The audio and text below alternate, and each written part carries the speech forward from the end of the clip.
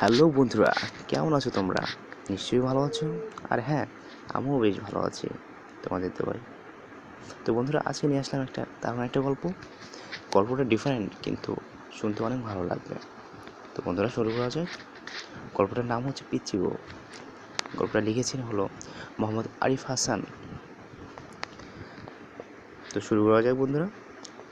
আমি এখন বসে আছি আমার নানা বাড়ির বড় মামা রুমে, আমার পিচ্চি বউয়ের পাশে। কারণ আমার বউয়ের বয়স মাত্র 7 বছর। কি অবাক হলেন? ওকে নিচে আসেন, সব খুলে বলছি। আর আমার বউটা ঘুমিয়ে রয়েছে। আসলে অসুস্থ তো, তাই ঘুমিয়ে রয়েছে। আর অসুস্থ হওয়ার কারণও কিন্তু আমি। আচ্ছা, তাহলে শুনুন সেই গল্প। আমি আকাশ, বাবা মায়ের দুই মাত্র ছেলে। কারণ আমি বাদেও আমার আরেকটা বোন আছে। আর আমার বোনটার নাম সিনিন। আর আমার পিচ্চি বউটা হলো আমার বড় মামার মেয়ে।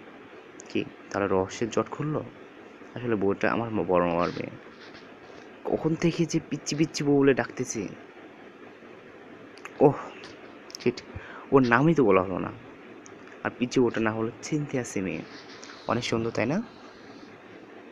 কি অনেক সুন্দর না নামটা? হ্যাঁ, অবশ্যই। আর পিচ্চি বউটা কিন্তু নামের মতোই অনেক সুন্দরী। আর হেব্বি কিউট, বলতে গেলে পুরোই মাখন। তাই তো গাল টেনে বারবার চুমু দেয় ওকে। আর আমার পিচ্চি বউ কি বলে জানেন? এইভাবে চুল টানবে না। চুল ঝরে গেলে চেহারা নষ্ট হয়ে যাবে, তখন আমার দোষ দেবা না। আমি তখন হাসতে হাসতে ছোটো করে একটা চুমু দেই। তখন আমার পিচ্চি বউ বলে, এইভাবে কি কিস করলে আমার লজ্জা লাগে না বুঝি? তাহলে বোঝেন আমার পিচ্চি বউটা কত লজ্জাশীল। তখন কিন্তু লজ্জাতে গালটা লালও হয়ে যায়। কি হলো আপনার, কি মনে করছেন আমি বিয়ে করছি? আরে না, সে তো আমার পিচ্চি বউ। আমার বউই আমাকে পিচ্চি বউ বলতে বলছে। তাহলে তাহলে সেই কাহিনী আরও 1 বছর আগের কাহিনী আপনাকে শোনাই তাহলে। এসএসসি পরীক্ষার পর শেষ, অনেক দিন ছুটি। তাই মা বলল, তুই আর সিনিন, অর্থাৎ আমার ছোটো বোন, তোর নানা বাড়ি থেকে ঘুরে আয়। আমি তেমন কোথাও বেড়াতে যাই না, তাই মার কথা শুনে নানা বাড়ি গেলাম। যে সবার সাথে কুশল বিনিময় করলাম। তারপর মা বড় আমি বললো, আকাশ তুমি আমাদের রুমে যে পোশাক ছেড়ে ফ্রেশ হয়ে নাও। তো আমি রুমে যে ফ্রেশ হয়ে যে বিছানায় বসলাম, তখন দেখি একটা 6 বছরের মেয়ে আসলো, কিউট একটা মেয়ে। এই যে কী যেন একটা খুঁজছে, বেশ খানিক খুঁজে কি একটা পেলো। আবার যখন বেরিয়ে যাবে, তখন আমি তাই ডাকলাম। আমার কাছে আসলো। আমি প্রশ্ন করলাম, তোমার নাম কি? সে বলল, সিনথিয়া মিমি। আমি বললাম, বাহ, সুন্দর নাম তো। আর তুমিও দেখতে কিন্তু সেই সুন্দর। কি বললো জানেন? ও বললো, আমি জানি, আর বলতে হবে না।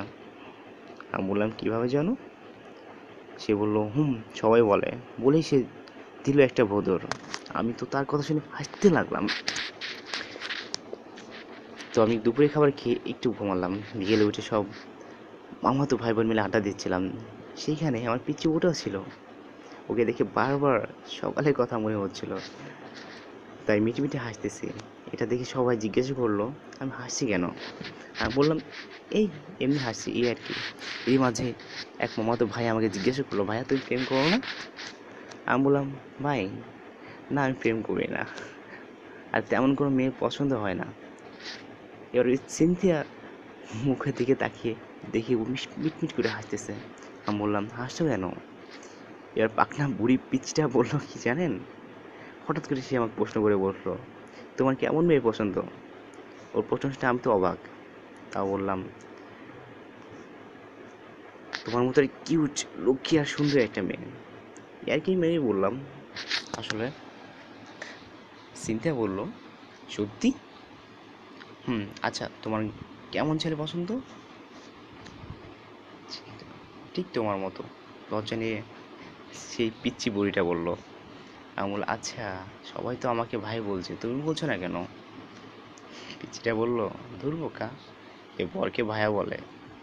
বলি হাসতে সেখান থেকে দৌড় দিল। আর আমি ওর কথা শুনে পুরো অবাক। এবার বুঝতে পারলাম ওর তখন হাসার কারণ। তার কথা শুনে সবাই একসাথে হেসে উঠলাম। পিছন ফিরে দেখি আমার মামা মামিরাও হাসছে। তো সেই থেকে চিনতে আমার পিচ্চি বউ।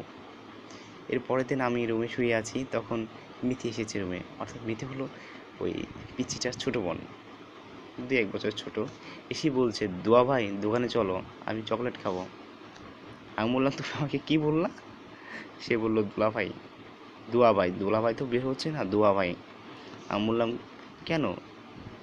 সে বললো, আপু বলতে বলছে তুমি নাকি আমার দুয়া ভাই। দেখেন আমার পিচ্চি বউটার কাণ্ড কারখানে, ছোটোটারও শিখে দিয়েছে। এরপরে যেই কয়দিন ওইখানে ছিলাম, সেই কয়দিনে আমার সাথে আমার পিচ্চি বউ আর আমার পিচ্চি ছেলেটা থাকতো। আর আমার পিচ্চি বউটা এতই কিউট ছিল যে আমার কাছে থাকলেই তার চুল টেনে আর চুমু দেই। বেশ কিছুদিন থাকার পর আমি বাড়ি চলে আসি। এরপর নানা বাড়ি অনেক দিন যাওয়া হয় না, কিন্তু প্রতিদিন একবার করে তার বাবাকে বলে আমার পিচ্চি বউটা আমারে ফোন দেয়। আমি কী করছি না করছি একটা বইয়ের মতো প্রশ্ন করে, আমিও হাসতে হাসতে উত্তর দিই। আর পিচ্চি বউটা অনেক পাকনা, পাকনা পাকনা কথা বলতেও পারে। আমাকে বলে, তুমি কোনো মেয়ের দিকে তাকাবো না, আর আমাকে তো একটু দেখতেই আসতেই পারো। মাঝে মাঝে বড় মা বলে, তোর বউটার একটা ফোন কিনে দিস আর দুজনে সারাদিন কথা বলিস। তো এবার বলে এখানে আসার মূল কথা, কয়েকদিন যাবত আমার পিচ্চি বউটা আমার আসতে বলছে। তো হাসি হাসি করে আর আশাই হয় না, তো রাগ করে 2 দিন কিছু খায় নাই। তাই বাধ্য হয়ে পিচ্চি বউটাকে দেখতে চলে আসলাম। এসে দেখি আমার পিচ্চি বউটা এখনও ঘুমাচ্ছে। ওকে দেখিয়ে বোঝা যাচ্ছে শরীরটা অনেক খারাপ আর অনেক শুকিয়ে গেছে। যাক, আমার পিচ্চি বউটা ঘুম থেকে উঠেছে। এ কি, বউটি আমার একবারে তাকিয়ে আর তাকাচ্ছে না, মনে হয় রাগ করছে। আমি কি বললাম ভাত নিয়ে আসতে, আমি ভাত নিয়ে আসলো। এবার আমি বললাম, সিনথিয়া, ও সিনথিয়া, ভাত খেয়ে নাও। ও কোনো কথা বললো না। আমি বললাম, কি হলো, খেয়ে নাও। ও বলছে, না আমি খাবো না। কেন খাবে না? এমনি। বললাম, আচ্ছা, আমি এত কষ্ট করে আসলাম, তুমি যখন খাবেই না তখন আমি চলে যাই, আমার আর থাকার দরকার নেই। আর পিছু ওটা বিছানাতে উঠে আমাকে পিছন থেকে জড়িয়ে ধরলো। আমি যেই পিছনে তাকাইছি, অমনি আমাকে একটা চুমু দিল।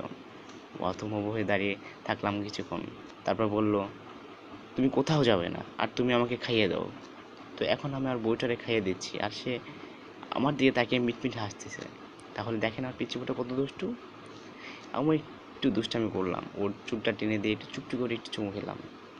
এবার দেখি পিছনে মামা মামি সবাই হাসছে, আর আমার পিচ্চি বউটা আমাকে জড়িয়ে ধরে রেখেছে।